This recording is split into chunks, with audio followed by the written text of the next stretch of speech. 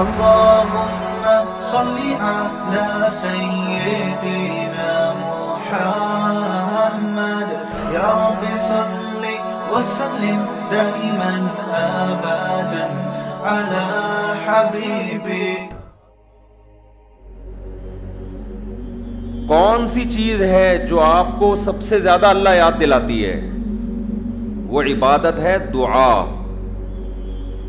سمجھتے ہیں کہ نہیں سمجھتے؟ آج دعاؤں میں زیادہ زور نہیں ہے، یہ بڑا مسئلہ ہے.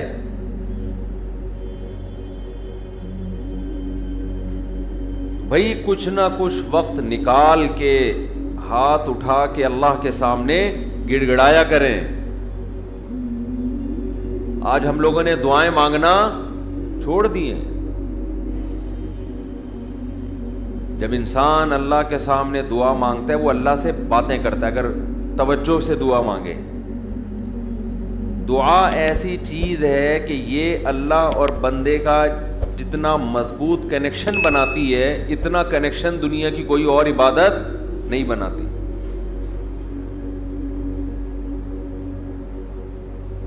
ہمیں شیطان ورغلاتا ہے کہ اس سے مل کیا رہا ہے تمہیں، نظر تو کچھ بھی نہیں آتا، ملتا تو کچھ بھی نہیں ہے. یہ شیطان کا بہت بڑا دھوکہ ہے، وہ بندے اور اللہ کے تعلق کو مضبوط نہیں ہونے دیتا. حضرت عمر رضی اللہ تعالی عنہ فرمایا کرتے تھے کہ مجھے اس کی زیادہ فکر نہیں ہوتی کہ میری دعائیں قبول ہو رہی ہیں کہ نہیں ہو رہی، مجھے زیادہ فکر اس کی ہوتی ہے کہ دعائیں مانگنے کی توفیق مل رہی ہے کہ نہیں مل رہی. دعائیں مانگنے کی توفیق مل رہی ہے تو اس کا مطلب قبول ہو رہی ہیں. فوکس تو اس کو کرو کہ دعا مانگ رہے ہیں کہ نہیں مانگ رہے. یہ کیسے ہو سکتا ہے کہ اس احکم الحاکمین کے سامنے ہاتھ اٹھاتے ہوں اور وہ خالی ہاتھ واپس کرتا ہو؟ تو آج دعاؤں میں جان ختم ہو گئی، دعائیں مانگنا چھوڑ دی. یہ جو میں نے قرآن کی آیت پڑھی ہے، رمضان اور دعا کا آپس میں بہت گہرا تعلق ہے، بہت گہرا. جب انسان اللہ کے لیے کوئی عبادت کرتا ہے، کوئی قربانی دیتا ہے، اللہ کا نام قرآن میں ہے شکور، قدردان. شکور کسے کہتے ہیں؟ قدردان. آپ تھوڑا کرو وہ اس کی قدر بہت زیادہ کرے. کچھ لوگ ناقدرے ہوتے ہیں نا، آپ کچھ بھی کر لیں ان کے لیے کہتے ہیں نا ناقدرہ ہے، میری بات کو ویلیو ہی نہیں دیتا، میرے احسان کو ویلیو ہی نہیں دیتا. اس لیے علماء کہتے ہیں کہ افطار کے وقت دعا کرنی چاہیے. کیوں؟ آپ نے سارا دن اللہ کے لیے ایک قربانی دی ہے. یہ بڑی بات ہے. آپ کی نظر میں شاید اس کی ویلیو نہ ہو، اللہ کی نظر میں اس کی بڑی ویلیو ہے کہ میرا بندہ نے مجھے دیکھا نہیں ہے اور اس نے سارا دن میرے لیے کھانا پینا چھوڑ دیا. کیا کر رہے ہیں؟ ہاں یہ مکھی تنگ کر رہی ہے، لیکن اتنا ایسے نہ پکڑیں کہ مکھی سے زیادہ آپ تنگ کرنا شروع کر دیں. ٹھیک، بس بھاگ گئی، نام ہی کافی ہے. تو کیا بات چل رہی تھی یار؟ دعا کی تو چل رہی تھی یہ یہاں. ہاں افطار کی بات کر رہا تھا میں. تو ہم اس کو شاید ہلکا سمجھتے ہوں، لیکن اللہ کی نظر میں یہ ہلکا عمل نہیں ہے. اللہ کہتے ہیں مجھ پر ایمان رکھتے ہیں، مجھے مانتے ہیں. اگر اللہ کو نہ مانتے ہوتے تو کوئی کسی کے کہنے پر کھانا پینا، آج کل تو لوگ ڈاکٹروں کے کہنے پہ نہیں چھوڑ رہے. ڈاکٹر کہتا ہے کہ آپ کو نقصان دے گا کھانا پینا، آپ ڈائٹنگ کرو، مت کھاؤ، پھر بھی کھا رہے ہیں لوگ کہ مر جائیں لیکن کھانا نہ چھوڑیں. یہ کتنی بڑی اللہ کی رحمت ہے. اللہ تعالیٰ پورے رمضان میں ہم سے کھانا پینا چھڑوا دیتے ہیں، توفیق دے دیتے ہیں. تو میرے اور آپ کے دل میں شاید قدر نہ ہو، لیکن اللہ تو قدردان ہے، وہ اس عمل کی بہت زیادہ قدر کرتا ہے. اس لیے کہتے ہیں کہ افطار کے وقت دعائیں قبول ہوتی ہیں، تضرع کا وقت ہے، عاجزی کا وقت ہے. تو دعائیں خوب کثرت سے کیا کریں. دعاؤں میں عاجزی، گڑ گڑانا، لجاجت کرنا. نبی صلی اللہ علیہ وسلم نے فرمایا دعا رو کے مانگو، اور رونا نہ آئے تو رونے جیسی صورت بنا لو، صورت بنا لو رونے جیسی. ہمارے نبی نے ہمیں، کیونکہ اللہ کے سفیر ہیں نا، اللہ کا پیغام لے کر آئے، تو ہر چیز میں ہمیں گائیڈ کر دیا ہے. غیر مسلم کے پاس نہ مانگنے کا طریقہ ہے، کس سے مانگنا ہے یہ بھی نہیں پتہ، کیا مانگنا ہے یہ بھی نہیں پتہ. کبھی ادھر جا کے مانگ رہا ہے، کبھی ادھر جا کے مانگ رہا ہے، یہ بھی نہیں پتہ مانگنا کس سے، کیسے مانگنا ہے. کوئی یوں مانگ رہا ہے، کوئی کسی اور اسٹائل سے مانگ رہا ہے، یہ بھی نہیں پتہ. کون سے ٹائم پہ مانگنا ہے جس میں قبولیت کا امکان زیادہ ہے، یہ بھی نہیں پتہ. تو اللہ کے حبیب صلی اللہ علیہ وسلم نے ہمیں یہ بھی بتایا مانگنا کیا ہے، یہ بھی بتایا کس ٹائم پہ مانگنے کی فضیلت زیادہ ہے، اور یہ بھی بتایا مانگنا کیسے ہے، دل کی کیفیت کیا ہونی چاہیے، ظاہر کی کیفیت کیا ہونی چاہیے. تو سب سے زیادہ دیکھو، اللہ سے محبت ایک دفعہ دل میں تھوڑی سی چنگاری پیدا ہو گئی نا، تھوڑا سا تعلق اللہ سے کنیکشن بحال ہو گیا، اس کا دنیا میں سب سے پہلا فائدہ ملتا ہے سکون. اس کا جو دنیا میں سب سے فوراً کیش فائدہ ملتا ہے نا، کیش، وہ کیا ملتا ہے؟ سکون. آدمی اپنے آپ کو محفوظ سمجھنا شروع کر دیتا ہے کہ یار میں نے اپنے آپ کو کس کے حوالے کر دیا؟ اللہ کے. سب سے پہلا فائدہ یہ کہ بالکل ایسے جیسے ڈاکوؤں کا خطرہ ہو چاروں طرف سے، اور آپ نے دیکھا جی پولیس کی 3-4 موبائلیں ہمارے گھر کے قریب آ کے کھڑی ہو گئیں، آدمی لوگ سکون میں آ جاتے ہیں، یار کم از کم یہاں پر موبائل اسنیچنگ نہیں ہوگی، سکون سے سو جاؤ. تو جب انسان اللہ سے مانگتا ہے اور اپنے آپ کو اللہ کے حوالے کرتا ہے، اور اللہ تعالیٰ نے مانگنے میں کوئی شرطیں نہیں لگائیں، یہ بڑی زبردست بات ہے.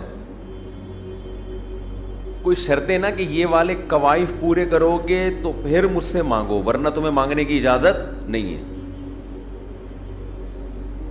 کوئی چرسی ہے تو جب تک چرس نہیں چھوڑے گا مجھ سے مانگ نہیں سکتا. کوئی بے نمازی ہے تو جب تک نمازی نہیں بنے گا مجھ سے مانگ نہیں سکتا. اللہ کہتے ہیں مجھ سے یہی مانگ لو، یہی مانگ لو، اللہ میں بے نمازی ہوں، مجھے کیا بنا دے؟ نمازی بنا دے. جو چیز نہیں ہے وہی مانگو اللہ تعالیٰ سے. وقال ربکم ادعونی استجب لکم، قرآن کہتا ہے، تمہارا رب کہتا ہے مجھ سے مانگو میں تمہاری پکار کو قبول کروں گا. اور کمال کی بات یہ ہے، پہلے مجھے اس آیت کی تفسیر سمجھ میں نہیں آتی تھی. اللہ کہتے ہیں مانگو میں تمہیں دوں گا، نہیں مانگو گے ایسے متکبرین کے لیے میں نے جہنم کی آگ رکھی ہے بھائی. یہ سمجھ سے بالاتر. میں آپ سے کہہ رہا ہوں مجھ سے قرضہ مانگو، آپ کہتے ہیں شکریہ جی آپ نے آفر کی، ضرورت ہوئی تو مانگیں گے، نہیں تو ٹھیک ہے جی بہت شکریہ. میں کہہ رہا ہوں اگر نہیں آئے نا مانگنے کے لیے، پھر دیکھو میں غنڈے بھیجوں گا، کٹ لگواؤں گا. آپ کہو گے یہ کون سا طریقہ ہے بھائی، یہ مجھ پر احسان کر رہے ہو یا گن پوائنٹ یہ زبردستی کروا رہے ہو کام؟ سمجھ میں آ رہی ہے بات کہ نہیں آ رہی ہے؟ آپ کہو گے یہ کون سا احسان کا طریقہ ہے؟ میں آپ سے کہہ رہا ہوں کہ آپ میری دعوت پہ آئیے گا، مجھے بڑی خوشی ہوگی، آپ کہیں گے تھینک یو، بہت شکریہ آپ کا، آپ نے یاد کیا ہمیں. پھر میں کہتا ہوں اگر نہیں آئے نا گنڈے بھیج کے میں کٹواؤں گا. آپ کہو گے یہ زیادہ ہو گئی ہے، یہ کیا ہو گئی ہے؟ یہ دعوت نہیں ہے، یہ تو ایک طرح کا جرمانہ ہے میرے اوپر لگا دیا تم نے. میں آپ سے کہتا ہوں بھائی میں علاقے کا ناظم ہوں، میں علاقے میں یہ تھانے کا میں ڈی ایس پی ہوں، کوئی مسئلہ ہو میرے پاس آنا، آپ کہیں گے سر آپ کا بہت شکریہ، آپ کا ٹرانسفر ہوتے ہی آپ نے سب سے پہلے مجھے یاد کی ہے، کوئی بھی ضرورت ہوگی آپ کو بتاؤں گا، آگے سے تڑی لگا دی۔ اگر تمہیں کوئی ضرورت پڑی اور نہیں بتایا نا ہے بھائی، سب سے پہلے لاکر میں تمہیں ڈالوں گا، تو آپ کہیں گے سر یہ آپ مجھے عزت دے رہے ہیں، یہ میری توہین کر رہے ہیں۔ تعجب کی بات ہوگی کہ نہیں ہوگی؟ تو اللہ تعالیٰ تو یہی انداز اختیار کر رہے ہیں کہ مجھ سے مانگو میں تمہیں دوں گا۔ ان الذین یستکبرون عن عبادتی سیدخلون جہنم داخرین، نہیں مانگا تو ایسے لوگ ذلیل ہو کر جہنم میں داخل ہوں گے۔ یہ کچھ بات سمجھ میں آ رہی ہے بھائی؟ یہ تو عجیب سی بات ہے نا کہ مانگو، نہیں مانگا تو میں نہیں چھوڑوں گا تمہیں۔ اصل بات یہ ہے کہ علاقے میں ایس ایچ او آیا، کوئی محلے کا دادا آیا، وہ آپ سے کہتا ہے کوئی پرابلم ہو بتانا، آپ کہتے ہیں بڑی نوازش آپ کی، پھر بھی آپ اس کو پرابلم نہیں بتاتے، وہ غصہ نہیں آتا، اس کو غصہ نہیں آتا، اس لیے کہ وہ مخلوق ہے، وہ عاجز ہے، اسے پتہ ہے کہ بعض دفعہ بندے کو کام پڑتا ہی نہیں ہے، بعض دفعہ پڑتا ہے تو اس کے کوئی دوسرے تعلقات ہوتے ہیں، بعض دفعہ کام پڑتا ہے لیکن وہ چاہتا ہی نہیں ہے کہ کام ہو، ایسا ہی رہے معاملہ۔ لیکن اللہ کے ہاں یہ تینوں آپشن آپ کے پاس نہیں ہے۔ آپ یہ کہیں کہ اللہ تو نے مجھ سے کہا تھا کہ میں تجھ سے مانگوں، لیکن میری کوئی ایسی ضرورت ہی نہیں جو میں مانگوں تجھ سے، یہ کہہ سکتے ہو کیا ہے بھائی؟ اس کا مطلب تم اللہ سے مستغنی ہو گئے، اللہ کے دیے بغیر بھی تمہیں دائیں بائیں سے تمہارے کھانچے کھلے ہوئے ہیں، جو اگر کھلے ہوئے ہیں تو وہ کھانچے کس کے اختیار میں ہیں؟ وہ تو اللہ کے ہاتھ میں ہیں۔ آپ یہ بھی کہہ سکتے ہو کہ مجھے اس لیے مانگنے کی ضرورت نہیں کہ میرے تو سارے مسائل حل ہو رہے ہیں، میں صبح میری جاب لگی ہوئی ہے، میری تنخواہ ہے، ایک ملٹی نیشنل کمپنی میں اچھی سیٹ پر بیٹھا ہوا ہوں میں، میری سیلری گھر آ جاتی ہے، مہنگائی بھی نہیں ہے، پیٹرول بھی نئی حکومت نے سستا کر دیا ہے وغیرہ وغیرہ، تو اب تو کوئی مسئلہ ہی نہیں ہے۔ تو اللہ کہے گا اگر کوئی مسئلہ نہیں ہے بالفرض، اول تو پاکستان میں ہو اور مسئلہ نہ ہو، یہ ہو نہیں سکتا، یہ تو پھر اس کا مطلب ہے آپ سو رہے ہیں، آپ کی کوئی اٹھائے گا اور آنکھ کھل جائے گی آپ کی۔ تو آپ کے ساتھ اگر کوئی مسئلہ نہیں ہے، آپ ان اسباب کو دیکھ رہے ہو، اس کا مطلب آپ سمجھتے ہو کہ ہوتا اسباب سے ہے، اللہ سے نہیں ہوتا۔ بھئی اللہ تو جب چاہے ان اسباب کو فیل کر دے۔ آپ اپنے آپ کو خدا سے مستغنی سمجھ رہے ہو، آپ سمجھ رہے ہو مجھے خدا کی ضرورت نہیں ہے، اس پر اللہ عذاب دے گا کہ تو اپنے آپ کو یہ سمجھ کیسے بیٹھا کہ تجھے ضرورت نہیں ہے میری۔ یہ ایسے محلے کا کوئی دادا آیا اور سارے کام اس کے ہاتھ میں، اس نے آپ سے بولا کوئی تنگ کرے تو مجھے بتانا، اور اسے پتا ہے کوئی نہ کوئی تنگ کر رہا ہے اس کو، آپ پھر بھی نہیں بتا رہے اس کو۔ وہ بلائے گا، بولے گا بھائی آپ کیوں نہیں بتا رہے؟ آپ کہتے ہیں بھائی کوئی مجھے تنگ کر رہا ہے تو میں برداشت کر رہا ہوں اس لیے نہیں بتا رہا، اس پہ غصہ نہیں آئے گا اس کو۔ لیکن اگر آپ نے اس سے کہا کوئی مجھے تنگ کر رہا ہے، میں آپ کو اس لیے نہیں بتا رہا کہ مجھے پتہ ہے کہ میرے جاننے والے ہیں وہ مجھے بچا لیں گے، اس دادے کو غصہ آئے گا کہ میرے علاوہ کون اس محلے کا دادا ہے بھائی؟ آئے گا کہ نہیں آئے گا؟ تو اللہ کے سامنے ہم یہ بھی نہیں کہہ سکتے کہ اللہ یہ پریشانیاں مجھے تنگ کر ہی نہیں رہی ہیں، مجھے کوئی ٹینشن ہے ہی نہیں، یہ بھی نہیں کہہ سکتے۔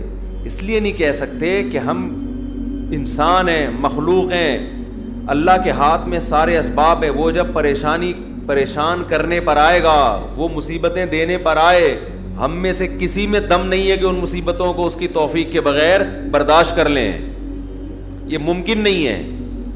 اور یہ بھی ممکن نہیں ہے اس کے علاوہ کوئی وہ مصیبتیں ہم سے دور کر دے۔ کتنی بڑی وعید ہے دعا نہ مانگنے پر۔ اور جو لوگ دعا نہیں مانگتے، حقیقت یہ ہے کہ وہ اپنے آپ کو دعا سے مستغنی سمجھتے ہیں، وہ کہتے ہیں مجھے ضرورت کیا ہے۔ میں ایک چٹکلا سناتا ہوں نا ایسے موقع پہ۔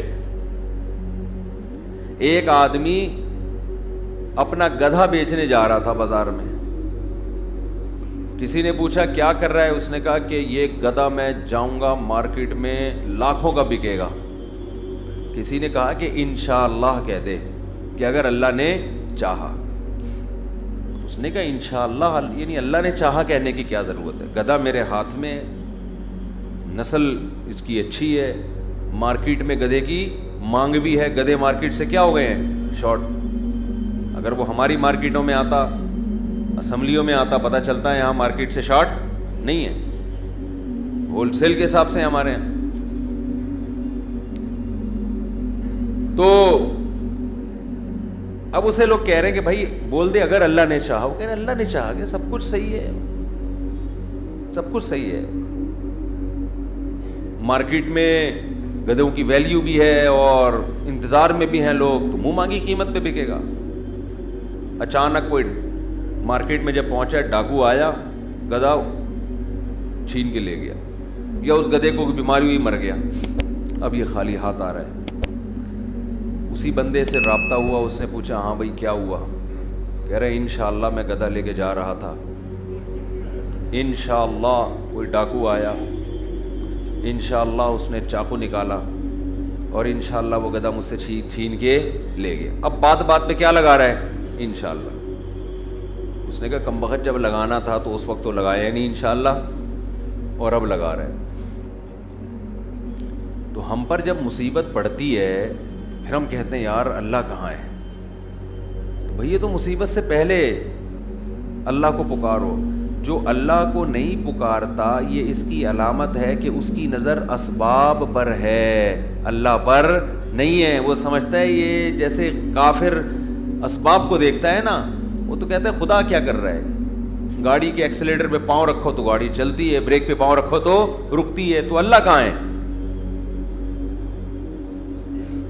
تو اللہ کو اگر نہیں کوئی پکارتا تو اللہ اس کا مطلب پھر یہ سمجھتے ہیں کہ یہ سمجھتا ہے کہ اس کو میری ضرورت نہیں ہے. یہ بہت بڑا جرم ہے. بات پہ اللہ سے دعا مانگا کرو. پیغمبروں کی کتنی دعائیں اللہ نے قرآن میں نقل کی ہیں, بات پہ دعائیں مانگتے تھے, بات پہ دعائیں یاد کریں. دعائیں, ایک کتاب آتی ہے مناجات مقبولہ, یہ نام نوٹ کر لیں. کیا نام ہے اس کا؟ مناجات مقبولہ. ہر کتاب, ہر لائبریری سے مل جائے گی, یہ جو جتنے بھی کتب خانے ہوتے ہیں نا.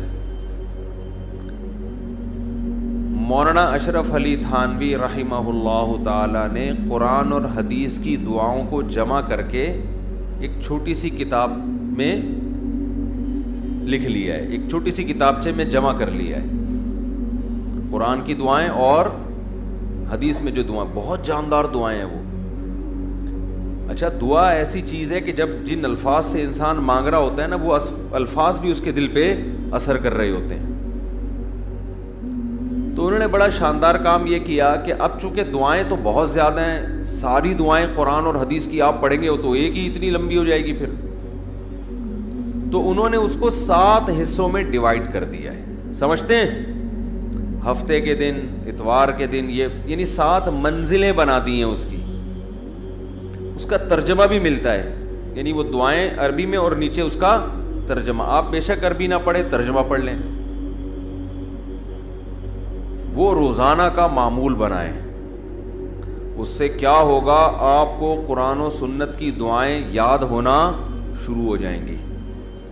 وہ ایسی جاندار دعائیں, ایسی جاندار,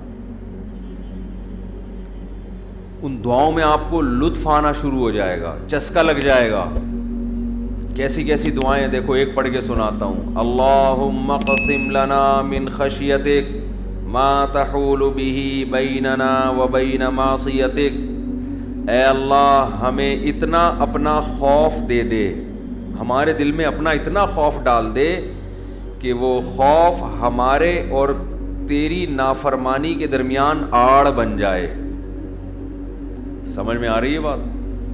زیادہ خوف نہیں چاہیے. زیادہ خوف پیدا ہو گیا تو زندگی کا مزہ کرکرا ہو جائے گا. جب آپ کے دل میں کسی چیز کا خوف مسلط ہو جاتا ہے تو لذتوں سے محروم ہو جاتے ہو آپ. دیکھو بچوں کے دلوں میں امتحان کا خوف ہوتا ہے نا, نہ کھا رہے ہیں نہ پی رہے ہیں. کراچی میں تو ایسا کوئی سیٹ اپ نہیں ہے, کوئی خوف ووف نہیں ہوتا. پنجاب میں دیکھا ہے ہم نے, بچوں کے پیپر ہونے والے, ایگزام ہونے والا, ایک دماغ پہ مسلط کر لیتے ہیں. زیادہ مسلط کریں گے تو پھر پڑھائی بھی نہیں ہوتی ان سے, ہاتھ پاؤں کانپنے لگتے ہیں. کراچی میں اللہ کا فضل ہے, یہ ٹینشن کراچی میں جتنی بھی حکومتیں رہی ہیں اب تک کی رپورٹ کے مطابق انہوں نے یہ بڑا فائدہ پورے سندھ میں الحمدللہ، یہ سندھ گورنمنٹ جب جتنی بھی رہی ہے اب تک چاہے کسی کی بھی ہو تو یہ الحمدللہ انہوں نے فیسلٹی دی ہے کہ کراچی کی عوام کو پڑھائی لکھائی سے الحمدللہ بالکل فارغ کر دی ہے، لڑکوں میں پڑھنے کا رواج ہے ہی نہیں۔ کچھ دن پہلے میں آ رہا تھا سفر پہ تو کراچی کا ایک لڑکا وہاں پڑھنے گیا ہوا تھا اسلام آباد، ایبٹ آباد میں شاید کیڈٹ کالج، کیڈٹ کالج میں پڑھ رہا تھا۔ تو میں نے کہا کراچی میں، نارتھ کراچی میں کہیں رہتا تھا یا ناظم آباد میں، وہاں گیا ہوا ہے۔ اس نے کہا بھائی ہمارے ابا اماں نے اچھا فیصلہ کیا، مجھے وہاں ایڈمیشن کرا دیا، میں پڑھ لیتا ہوں، چھٹیوں میں گھر آ جاتا ہوں۔ تو وہ بتا رہا تھا کہ یہ کراچی میں، وہ مجھے کہہ رہا تھا کہ ہم حیران ہوتے ہیں کراچی میں جان تو وہاں کوئی ہے ہی نہیں، پڑھائی لکھائی کی بات ہی نہیں۔ کہہ رہے یہاں ہو تو ہر آدمی، میں نے دیکھا ہے پنجاب میں ہر بچہ پڑھائی کی بات کر رہا ہے، سب پڑھائی میں آگے نکلنے کی کوشش کر رہے ہیں، کچھ بزنس میں آگے جانے کی کوشش کر رہے ہیں۔ یہاں ہو تو پڑھے ہوئے ہیں، کراچی میں الحمدللہ پڑھے ہوئے ہیں لڑکے، پوری پوری رات کرکٹ کھیل رہے ہیں، اور ہم نے بھی بیان کر کے اپریشیٹ کر دیا۔ وہ کہہ رہے ہیں اب ٹھپا لگے، اب تو اور کھیلو۔ ہم نے تو اس لیے خوشی کا اظہار کیا تھا کہ چلو روزہ تو رکھ رہے ہیں نا، یہ مطلب تھوڑی تھا کہ کچھ بھی نہیں کرو۔ تو یہاں الحمدللہ یہ سہولت ہے کہ یہاں آپ پڑھنے کے علاوہ دنیا کا ہر کام کر سکتے ہیں کراچی میں، اور پڑھے بغیر آپ کو ڈگریاں مل جاتی ہیں۔ وہ الگ بات ہے، اپنا بھی بیڑا غرق اور قوم کا بھی بیڑا غرق ہوتا ہے، نہ خود کچھ آتا ہے، نہ ترقی تھوڑی کر سکتا ہے آدمی فالتو ڈگریاں لے کے، وہ پکڑا جاتا ہے کہیں نہ کہیں۔ ایک ہمارے مشہور ڈاکٹر تھے جو بڑے اچھے ڈاکٹر تھے، کیا ہیں ڈاکٹر، جب ان کی جعلی ڈگریاں پکڑی گئیں لوگوں نے کہا یار ڈگری کو چھوڑو، بندہ میں قابلیت ہے، تو وہ تھوڑے دنوں میں قابلیت کبھی ایسی کی تیسی ہو گئی۔ جو اندر سے ہوتا ہے نا تھوڑے دنوں میں آدمی وہ آ جاتا ہے، آپ چھپا نہیں سکتے زیادہ عرصہ۔ تو جعلی ڈگریاں جعلی ہی ہوتی ہیں، پکڑا جاتا ہے آدمی۔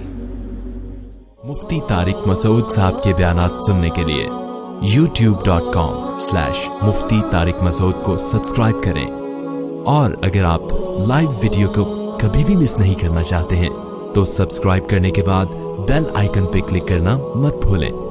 جزاک اللہ۔